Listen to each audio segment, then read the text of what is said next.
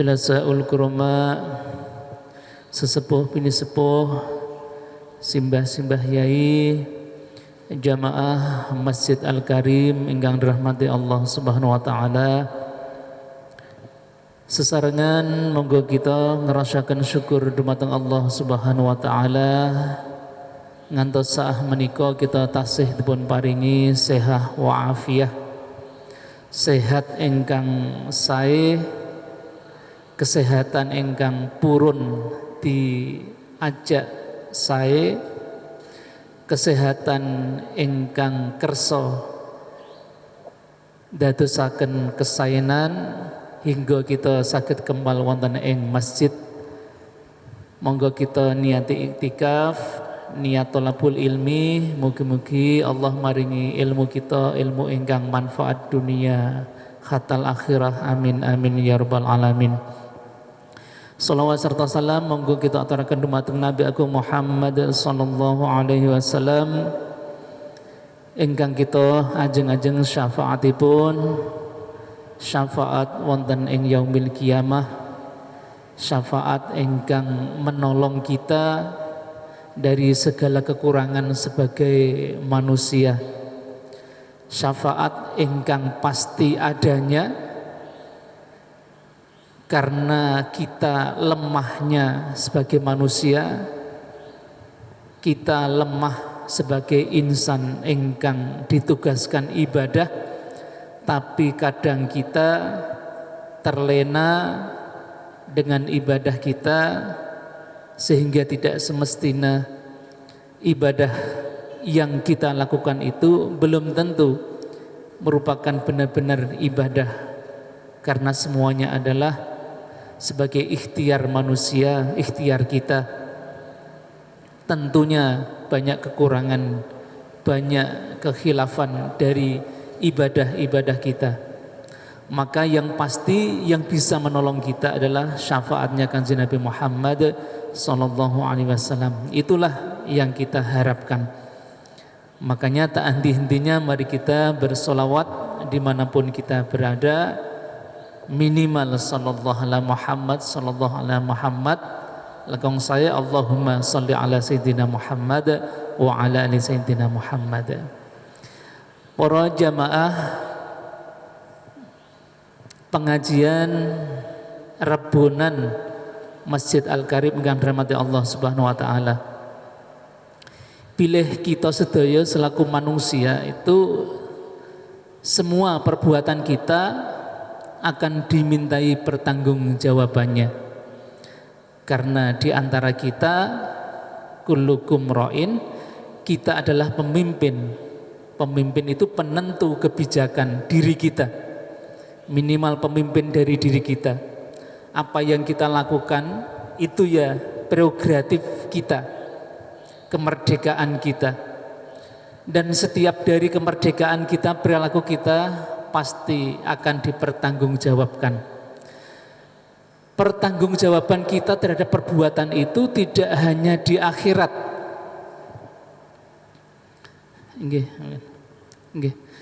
Pertanggungjawaban perbuatan manusia itu tidak hanya di akhirat saja. Pertanggungjawaban perbuatan manusia itu tidak hanya di akhirat saja. Maka di dalam Duratun Nasihin, kitab yang kita bahas ini, disebutkan bahwa setiap perbuatan manusia yang diikuti oleh manusia lainnya, maka perbuatan itu akan berdampak kepada manusia yang memberikan contoh. Maka di dalam kitab Duratun Nasihin ini disebutkan qala Rasulullah sallallahu alaihi wasallam, la tuqtalu nafsun zulman illa wa ala qabilin kiflun ay nasibun min damiha fa innahu awwalu man sannal qatla. Dalam sebuah hadis, la tuqtalu, ora den pateni nafsun opo awa-awaan, zulman hale dingane ngoyo, illa wa ala, kejaba lan ing atase qabilin, illa wa ala qabilin, kejaba ing atase qabil, kiflun utawi bagian. Ayat nasibun tegese bagian atau dampak. Min damiha saking getahe nafas. Kenapa? Fa innahu mongko setuhune qabil awaluman iku kawitane wong Sulaiman sana kang ngodo-ngodo sapa man al-qatla ing pembunuhan atau mateni. Hadis niki sebelumnya bercerita tentang bahwa Nabiullah Adam itu punya putra 40. Ibu Hawa itu sekali melahirkan itu 2. Dan putra yang pertama itu adalah Qabil dan kembarannya. Jadi ibu Hawa itu melahirkan, setiap melahirkan itu 2, yang terdiri dari putra dan putri. Maka dari 20 melahirkan itu menjadikan 40 anaknya Nabi Adam. Nabi Adam anaknya 40.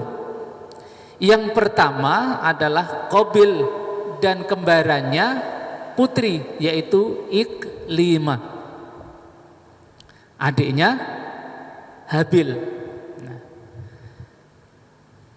Sebuah kisah yang menceritakan bahwa Qabil itu tidak mau ketika dikawinkan nikah silang dapat adiknya atau kembarannya Habil, dan Iklimah dapat Habil.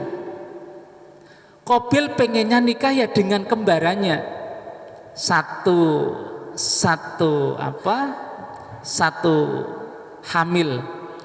hamilnya.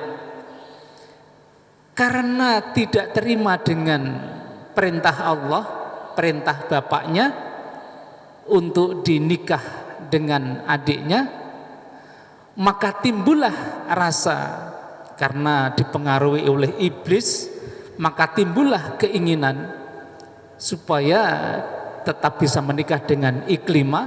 Akhirnya ada niat untuk membunuh Habil, adiknya. Karena dia adalah manusia pertama, belum ada contoh bagaimana cara membunuh orang, maka Qabil ini kebingungan. Piye carane menghilangkan, bukan artinya tidak membunuh. Bagaimana caranya supaya Habil ini tidak ada dan saya tetap menikah dengan Iklimah, karena yang mau dinikahkan dengan Iklimah adalah Habil. Maka niat untuk menghilangkan Habil ini kehabisan akal Qabil itu. Maka karena setan, karena jin yang nakal, keturunan iblis yang merajalela ketika itu juga menggoda bapaknya sehingga diturunkan dari surga, sekarang menggoda anaknya yang bernama Qabil. Dia ngembo sebagai manusia yang memberitahu pada Qabil bagaimana cara menghilangkan Habil. Maka iblis atau jin yang ngembos sebagai manusia ini memberi contoh kepada Qabil bagaimana cara menghilangkan Habil, yaitu dengan cara menangkap burung, menaruh kepala burung di atas batu, kemudian dipukullah kepala burung itu antar batu. Nek bahasanya sekarang itu nek tiang Tanjung niku digecek atau dipukul gitu. Melihat setan atau iblis yang memberikan contoh bagaimana membunuh hewan itu, maka muncullah pemikiran Qabil untuk seperti itu tata cara menghilangkan nyawa, karena mereka adalah orang pertama yang tidak tahu bagaimana cara menghilangkan nyawa orang. Akhirnya ditirulah tadi godaan iblis yang nyamar sebagai manusia itu. Akhirnya Qabil mengerti. Maka berbagai macam cerita, salah satu cerita adalah Habil sedang tidur, dipukul kepalanya seperti kepala burung yang dicontohkan oleh iblis tadi. Itu cara yang dipakai Qabil ketika melihat iblis membunuh burung. Dengan cara yang sama dilakukan Qabil terhadap Habil. Cerita ini bukan kita bagaimana cara membunuh, tidak. Tapi dalam hadis Nabi, fa innahu mongko setuhune Qabil awaluman iku kawitane menungso, kawitane wong sana kang ngodo-ngodo sapa man al-qatla ing mateni patenan. Dengan demikian maka Qabil itu kiflun, dapat bagian atau nasibun, dapat royalti.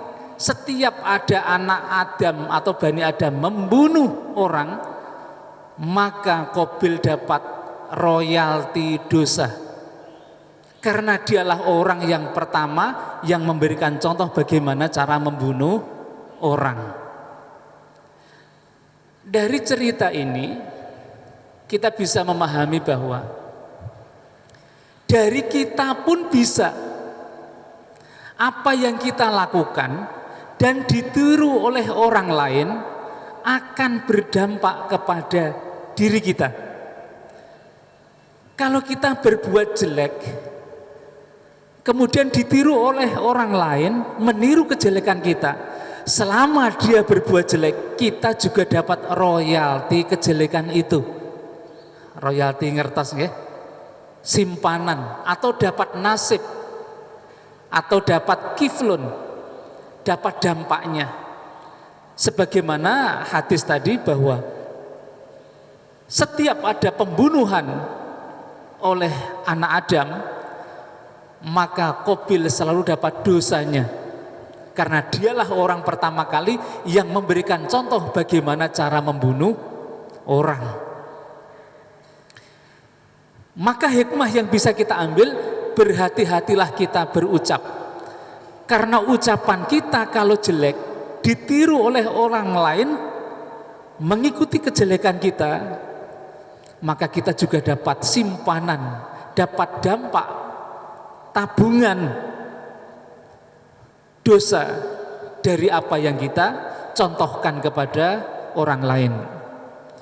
Maka panjenengan semuanya selaku tokoh-tokoh di masyarakat, orang pemimpin keluarga, pemimpin masyarakat, pemimpin wilayah, setiap kali perbuatan jenengan memungkinkan akan diikuti oleh generasi berikutnya, memungkinkan akan diikuti oleh orang lain yang melihatnya. Oh begitu caranya. Kalau melaksanakan sesuatu yang baik, maka akan mendapatkan royalti, mendapatkan simpanan, mendapatkan kiriman kebaikan dari apa yang telah ditiru orang lain dari kebaikan kita. Apa yang dilakukan oleh Qabil sepanjang sejarah manusia, sepanjang zaman, selama ada orang membunuh orang lain, maka Qabil dapat dosa dari pembunuhan itu. Kita juga bisa mendapatkan itu, ada kalanya kebaikan, tapi kita juga bisa juga memberikan sesuatu yang tidak baik yang harus kita tinggalkan, karena sesuatu yang tidak baik yang kita lakukan kok ditiru oleh generasi berikutnya, ditiru oleh orang lain, maka kita juga akan seperti Qabil. Setiap orang itu atau generasi berikutnya menirukan teori kejelekan kita, maka kita akan mendapatkan dampak aliran ketidakbaikan itu. Sebaliknya, kalau kita membangun sesuatu yang baik, kalau kita menciptakan hal-hal yang baik, membuat budaya yang baik, kalau budaya itu diuri-uri dan diteruskan, dilanjutkan oleh orang lain, generasi berikutnya, kita juga mendapatkan kiriman selalu dari kebaikan kita. Cerita tentang Qabil ini tentunya tidak sebatas pembunuhan saja, tapi dari cerita anak Nabi Adam ini kita juga diajarkan bagaimana kita kepatuhan kepada Allah, keimanan kepada Allah tidak serta-merta itu dibiarkan begitu saja. Tapi setiap kita mengucapkan sesuatu yang baik, Allah akan menguji kebaikan itu. Ahasiban nas ayyutraku ayyaqulu, apa yang kita ucapkan kalau kita iman misalnya, kalau kita baik misalnya, apakah kita berpikir bahwa kalau kita sudah mengucapkan iman itu terus kita tidak diuji, Allah akan selalu menguji. Seperti halnya Qabil ini, ketika dia sudah patuh pada bapaknya, dia akan diuji dengan pernikahan yang tidak sesuai dengan keinginannya. Ini hikmah yang kedua dari cerita Qabil ini. Apa yang terjadi dari kita semuanya memungkinkan itu tidak sesuai dengan apa yang menjadi cita-cita kita. Kehendaknya Allah itu kadangkala tidak sesuai dengan kehendak kita. Seperti halnya Qabil, keinginannya menikahnya dengan kelima, tapi Allah memerintahkan beda, menikahlah dengan adiknya, saudaranya Habil itu. Kita juga akan mengalami hal-hal yang sama. Kita pengen A, tapi Gusti Allah menghendaki B. Kita pengen seneng, Gusti Allah menghendaki kita sedih dulu. Kita pengen bahagia, Gusti Allah menghendaki rekoso dulu. Akan seperti itu terus, akan seperti itu terus. Dan ketika perbedaan kita dengan Gusti Allah itu ada, maka iblis akan datang, maka setan akan datang. Ya, kedatangan setan itu ketika apa yang kita rasakan kadangkala berbeda dengan apa yang dikehendaki oleh Allah. Kita pengennya aman-aman saja, tapi ternyata tidak aman. Kekecewaan seseorang inilah pintu masuk dari iblis untuk bisa menggoda kita. Maka hati-hatilah ketika kita sedang sedih, hati-hatilah ketika kita sedang kecewa, hati-hatilah ketika kita sedang marah. Marah itu dalam artian apa yang kita kehendaki itu beda dengan Gusti Allah, itu bisa menimbulkan kecewa, marah, sedih. Dan di pintu-pintu itulah iblis akan selalu menggoda kita. Itu pintu yang menganga dan terbuka mendatangkan iblis itu ya di hal-hal seperti itu. Misalnya kalau Qabil tadi kan tentang perjodohan. Nah, tentang perjodohan yang tidak sesuai dengan cita-cita. Memungkinkan juga ada di sekarang-sekarang ini, pengennya A, tapi ternyata jodohnya B. Atau cita-citanya pengennya A, tapi ternyata jadinya B. Anaknya pengen A, kita pengen anak kita tuh A, baik, tapi ternyata belum baik, sehingga memunculkan 3 sifat. Yang pertama adalah sedih, yang kecewa, kemudian membuahkan sifat marah. Di pintu inilah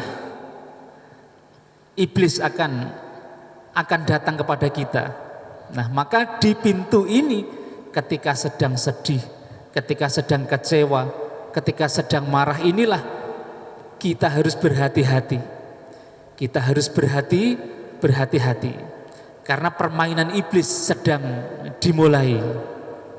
Bukan hanya tentang anak kita, dengan istri kita, dengan orang lain yang memungkinkan kita kecewa dengan seseorang, kita sedih dibuatnya dan kita marah dibuatnya, maka pesan Kanjeng Nabi, diamlah, tahanlah, karena itu akan selalu ada pada diri kita. Sedih, kecewa, marah, itu akan selalu ada.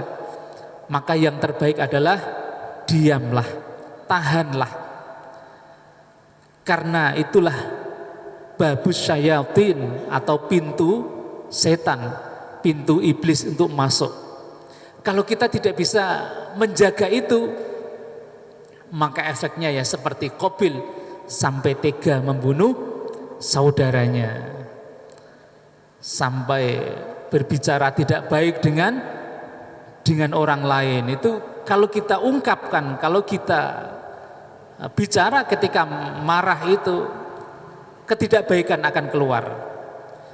Godaan iblis ketika kita sedang marah, itu seolah-olah itu ketika menumpahkan kemarahan adalah sebuah kebaikan. Menumpahkan kekecewaan seolah-olah adalah sebuah kepuasan. Menumpahkan kesedihan seolah-olah adalah sebuah pintu keluar dari sebuah permasalahan. Padahal itu tidak. Maka tahanlah ketika sedih, tahanlah ketika kecewa, tahanlah ketika amarah. Maka sering saya sampaikan, orang yang kuat itu bukan orang yang bisa ngangkat berapa ton, itu tidak, tapi yang bisa menahan kemarahannya, menahan kekecewaannya, menahan kesedihannya. Jadi refleksi cerita dari peristiwa Qabil ketika membunuh, hasud terhadap saudaranya, dapat kita manai dan bisa terjadi di masa sekarang. Makanya kita berhati-hati dengan ketika apa yang kita mau tapi Allah beda dengan kemauan kita, itu pintu masuk iblis atau setan.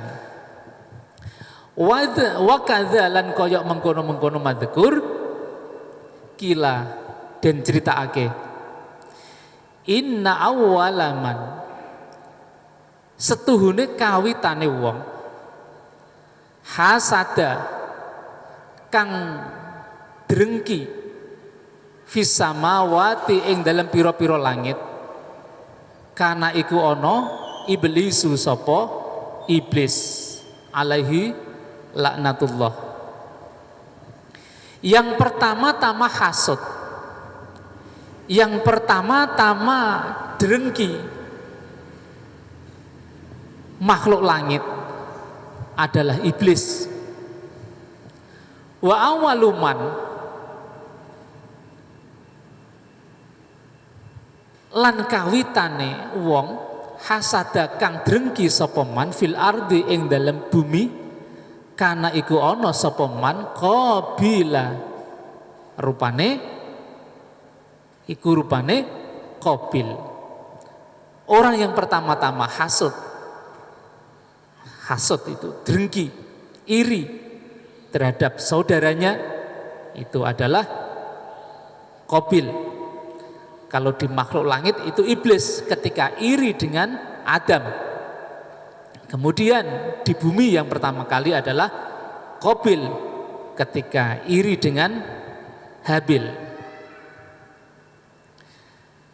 Haitsu hasada sekirane drengki sapa Qabil akhahu ing sedulure lanange Habila yaiku rupane Habil. Wa yakfilan nyukupi fin nasihati ing dalam iki nasihat, nasihatnya tentang Qabil, peristiwa Qabil ini semoga menjadi nasihat kita lil aqil kedue wong kang duwe akal. Haluhuma apa tingkai iblis lan Qabil. Semoga ini menjadi cerita kehasutan, iri terhadap orang lain, iri terhadap nikmat orang lain, iri terhadap nasib orang lain. Kenapa orang lain bisa seperti itu? Saya kok seperti ini? Protes terhadap ketentuan Gusti Allah. Itu adalah awal dari hasud, sifat hasud. Dan hasud yang pertama di langit adalah iblis. Ketika iblis itu disuruh hormat kepada Adam, maka dia tidak mengikuti karena dia iri, kenapa harus Adam yang saya hormati. Dan yang di dunia ini adalah Qabil yang iri terhadap Habil.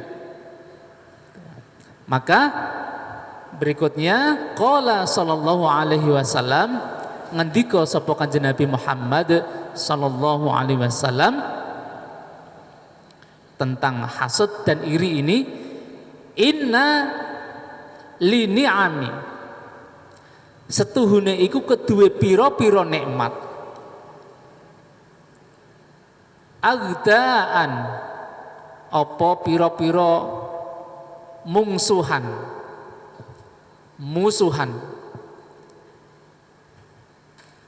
qila den ngendikake manhum sinten niku ya Rasulullah. Qala ngendika sapa Rasulullah sallallahu alaihi wasallam, alladzina wong akeh, alladzina utawi wong akeh, sailladzi kang yahsuduna kang padha drengki sapa ladzi annasa ing manusa ala ma atahumullahu, ala ma ing atase barang atahum kang wis paring ing ladzi paring Allahu sapa Allah min fadlihi saking fadli Gusti Allah. Artinya setiap kenikmatan itu nekaaken musuh, nekaaken hasud, nekaaken iri setiap kenikmatan. Maka yang harus kita ngeker hati kita adalah kita mengerti ketentuannya Gusti Allah, bahwa setiap manusia itu akan diberikan fadl yang berbeda-beda. Tiyang niku wonten kiranganipun, nggih wonten kelebihanipun. Tiyang niku akan dicipta Allah dalam keadaan yang berbeda-beda fadl dan nasibnya.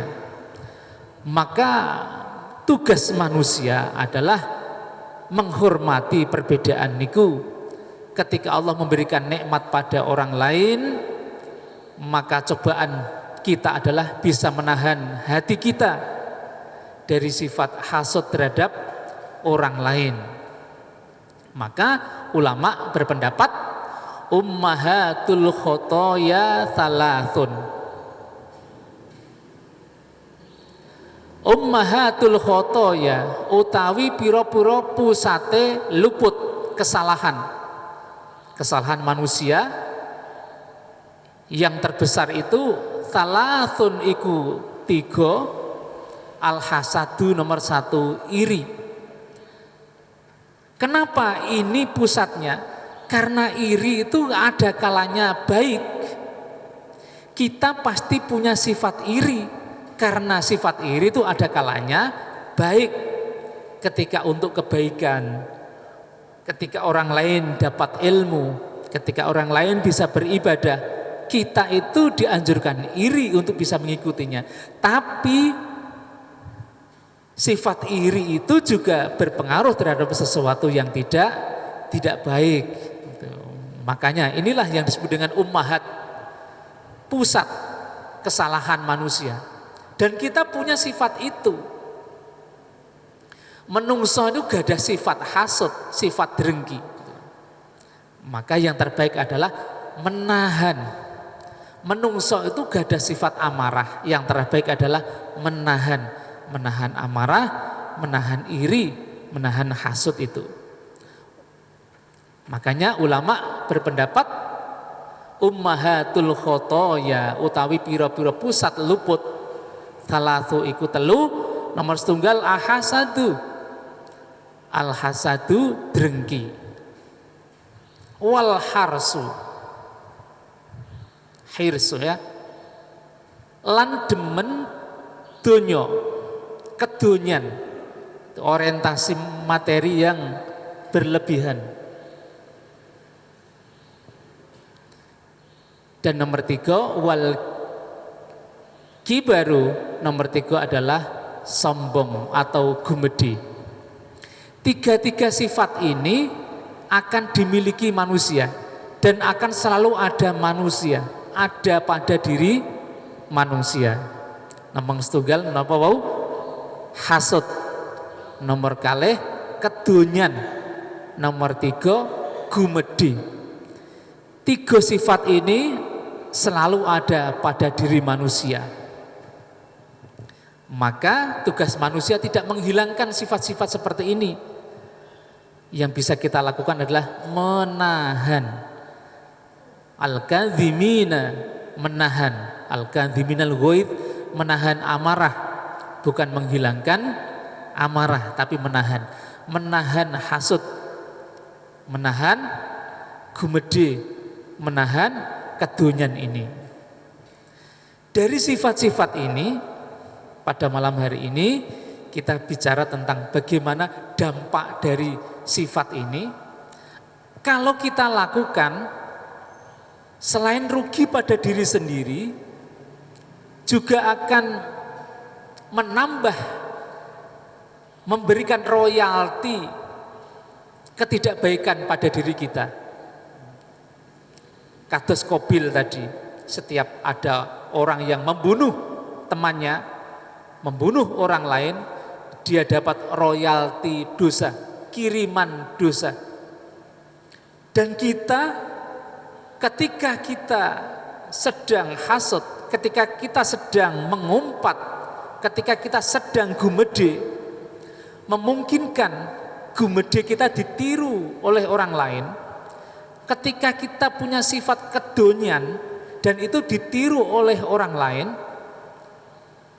maka ketika orang lain melakukan hal yang sama karena gara-gara kita, maka kita juga akan mendapatkan royalti ketidakbaikan itu. Ya, terus malam hari ini judul kita itu royalti. Ada kalanya royalti kebaikan, ada kalanya royalti dosa, atau tabungan, kiriman tabungan, deposito dosa ataupun deposito pahala. Nek Qabil jelas dia dapat tabungan kiriman terus karena dia memberi contoh pembunuhan. Nah, sekarang kita kira-kira telah memberikan contoh yang seperti apa yang bisa ditiru oleh orang lain. Kita bisa ditiru oleh keluarga anak kita. Maka kalau contoh kita baik, misalnya khairukum man ta'allamal Qur'an, sebaik-baik dari kamu adalah yang mengajarkan Al-Qur'an. Maka ketika jenengan mengajarkan Al-Qur'an satu alif saja, setiap yang jenengan ajarkan itu membaca Al-Quran itu, maka jenengan dapat royalti Al-Quran, dapat kiriman pahala Al-Quran. Yang pahala membaca Al-Quran itu 1 huruf itu 10 kebaikan. Maka kalau kita mengajarkan Al-Quran, padahal Bismillahirrahmanirrahim itu 12 huruf. 1 huruf pahalanya adalah 10 kali. Nek maos basmalah itu 12 huruf. Jadi kalau orang membaca basmalah itu sudah seperti melakukan pahalanya, seperti melakukan 120 kali kebaikan. Maka kalau kita mengajarkan basmalah pada orang lain, maka setiap yang kita ajarkan, murid kita melafalkan basmalah, maka kita mendapatkan royalti, mendapatkan kiriman 120 pahala kebaikan. Ini asumsi terhadap sebuah kisah dari dampak perbuatan manusia. Maka sampai Kanjeng Nabi mengatakan khairukum man ta'allamal Qur'an wa 'allamah. Sebaik-baik dari kamu semuanya adalah yang mengajarkan Al-Quran dan mengamalkannya. Karena tabungan-tabungan itu tadi. Makanya selaku orang yang bermasyarakat, panjenengan semuanya, tokoh-tokoh di masyarakat, panjenengan semuanya yang punya keluarga, memungkinkan perilaku jenengan ditiru oleh generasi berikutnya. Program-program jenengan akan ditiru oleh generasi berikutnya. Budaya-budaya jenengan akan dibudayakan oleh generasi berikutnya. Apa yang jenengan lakukan, apa yang jenengan damel akan diteruskan oleh generasi berikutnya. Kalau program jenengan itu baik, maka jenengan akan mendapatkan selalu kiriman kebaikan itu, dampak kebaikan itu.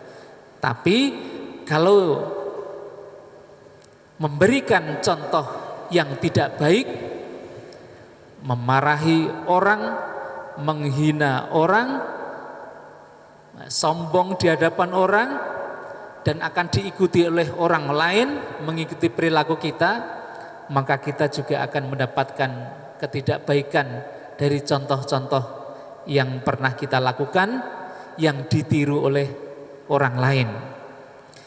Inti dari pelajaran kita, ngaji kita pada malam hari ini adalah mari kita berhati-hati, karena apa yang kita lakukan memungkinkan ditiru oleh orang lain. Apa yang kita ajarkan akan menjadi tabungan kita. Apa yang kita lakukan akan menjadi tanggungan kita. Apa yang kita rencanakan dan yang kita programkan akan menjadi kiriman pahala terhadap kita akan selama-lamanya. Sebagaimana Qabil akan mendapatkan kiriman contoh pembunuhannya selama di dunia ini ada pembunuhan itu. Dan yang terakhir, bahwa mari kita jadilah orang yang bermanfaat. Jadi sebaik-baik dari kita,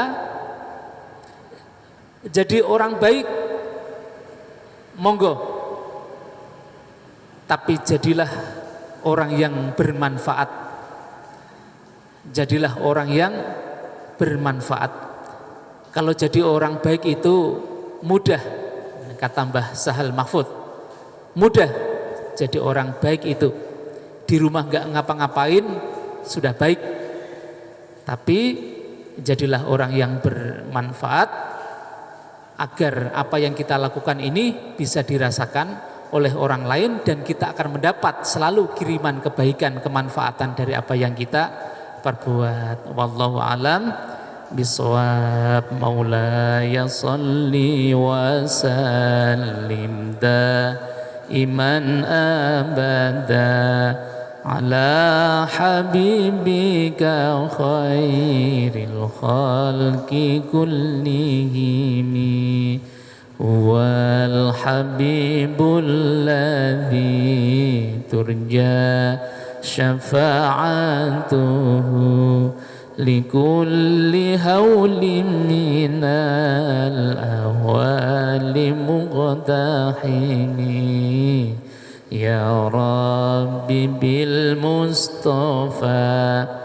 بلغ مقاصدنا واغفر لنا ما مضى يا واسع الكرم سبحان ربك رب العزة عما يصفون وسلام على المرسلين والحمد لله رب العالمين والعفو منكم. Assalamualaikum warahmatullahi wabarakatuh.